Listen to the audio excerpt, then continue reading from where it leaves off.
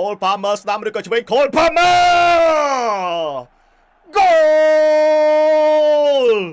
1-0 Cole Palmer បលរស់ទៅក៏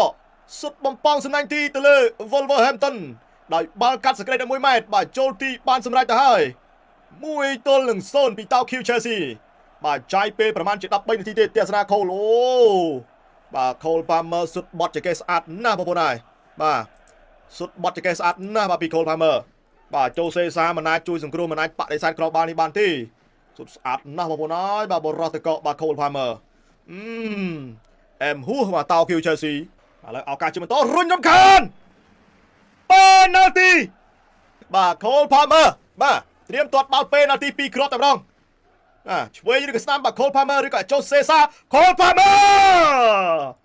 ចូល Yes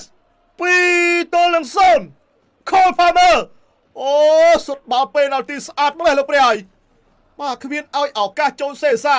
អាចហក់ទៅចាប់បានទេបាក់ចកេះរងបងប្អូនទស្សនាមើលអូយសុទ្ធស្អាតណាស់បាទ Cole Palmer បាទសុទ្ធលើកទី1បត់ទៅស្ដាំសុទ្ធលើកទី2បត់ទៅឆ្វេងធ្វើឲ្យចូលសេសានឹងមិនអាចស្មានដឹងទេអំពីការសុទ្ធរបស់ Cole Palmer នេះបងប្អូនអើយសុទ្ធដាច់ស្អាតណាស់នេះអស់លីងមកគ្មានហក់ត្រូវឲ្យមួយទេ2គ្រាប់ពី Cole Palmer បាទសូស្រួលឲ្យ Marc Cucurella ចូល Hat-trick Cole Palmer Hat-trick អូ Chelsea មិនធម្មតាទេការប្រកួតនេះអស្ចារ្យខ្លាំងណាស់មួយគ្រាប់ចុងក្រោយមួយគ្រាប់ទី3នេះគឺល្អណាស់ការសហការគ្នាទស្សនាបាល់បញ្ជូនមក Pedro Neto ពាំងឲ្យក៏ចុចបន្តឲ្យ Enzo មួយទេក៏ប៉ុន្តែនៅពេលដែលស្រុះឲ្យ Marc Cucurella បត់ចកេះមកក្រោយអូអស់ទាស់មកគ្រាប់នេះបងប្អូនអើយលុយណាស់បាទ Marc Cucurella បញ្ជូនឲ្យមកណែ Cole Palmer hat-trick បាទ3-0មិនឲ្យតតាំងបានទេមួយគ្រាប់នេះចង់បែកសំណាញ់ទីឲ្យទៅសើ Marc Cucurella បញ្ជូនឲ្យ Cole ចាក់មកណែអស់ចកេះលីង3គ្រាប់ម្នាក់ឯងពី Cole Palmer ឆ្ងាញ់ណាស់បងប្អូនអើយបាទ hat-trick ហើយឥឡូវលើកជាបន្តពី Mane តែស្រាលតបបាល់ថែមបាល់នេះមកចូលទីបានសម្រេចទៅហើយ1-3 Araujo de Rey បាទប៉ុនប៉ងបានសម្រេចរបស់គាត់បាទបាល់មុខទីទៅហើយរឿងអីតាមចូលបាទទស្សនាការលើកពី Mane មកកន្លែងនេះអូយមើលឆាលបាសតែតឃ្លៀបាទឆាលបាសតែតមកដូចអាស៊ីឲ្យគេអញ្ចឹងបងប្អូនហើយបាទឆាលបាសគាត់តែតឃ្លៀមកដូចអាស៊ីឲ្យគេអញ្ចឹងមុខនេះ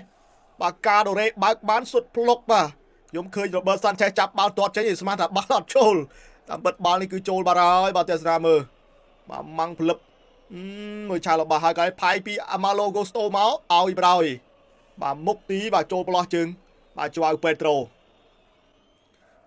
បាទ1-3 Araujo de Rey បាទជាអ្នកថែមគ្រាប់បាល់ទី1ឲ្យមកកាន់ Wolverhampton ឥឡូវ Pedro Neto ក៏ផុត Neto ចាក់ចូលមកតែអត់ដល់ទេឱកាសទប់បាល់បានទម្លាក់ទាញបាយបានពី Enzo ស្រួលឲ្យមក Cucurella ទាញ Cucurella Enzo ឲ្យមកឱកាសពី Garnacho បាទអាសង់ទីនប៉ះអាសង់ទីន Enzo កំពុងតែព្យាយាមរកឱកាសកាត់ចូលអូ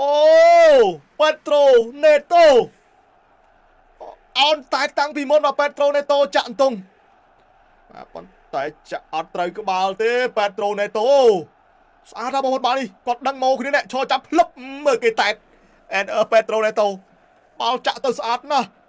ឥឡូវឱកាសអូចេញទៅក្រៅដោយរបស់ Pedro Neto បាទជើងស្ដាំនេះធ្ងន់ណាស់របស់ Pedro Neto ប៉ុន្តែអត់ចំគោលដៅបញ្ជូនចេញមកស្អាតដូចការទស្សនាទាញផ្លឹបអូអស់លីងបាទប៉ុន្តែបាល់ចេញក្រៅទៅជាបន្តទៀតហើយឱកាស Lindelof អត់ចូលទៀតហើយអត់ចូលទេចូលសេសាជួយសង្គ្រោះមកផ្លែតពីម្ដងតុកមន្ត្រីយ៉ាងកណាក៏សម្រាប់ចិត្តបោះផ្លុំកញ្ចែបញ្ចប់ការប្រកួតជាផ្លូវការអបអរសាទរសម្រាប់ការដឹកនាំរបស់លោកលឹមរយសញ្ញាទទួលបានជោគជ័យជាបន្តទៀតហើយបន្ទាប់ពីការចាញ់អាសនលនេះក៏ត្រឡប់មកឈ្នះវិញហើយជាមួយលទ្ធផលដ៏ច្រើនបាទគឺ3-1ទៅលើ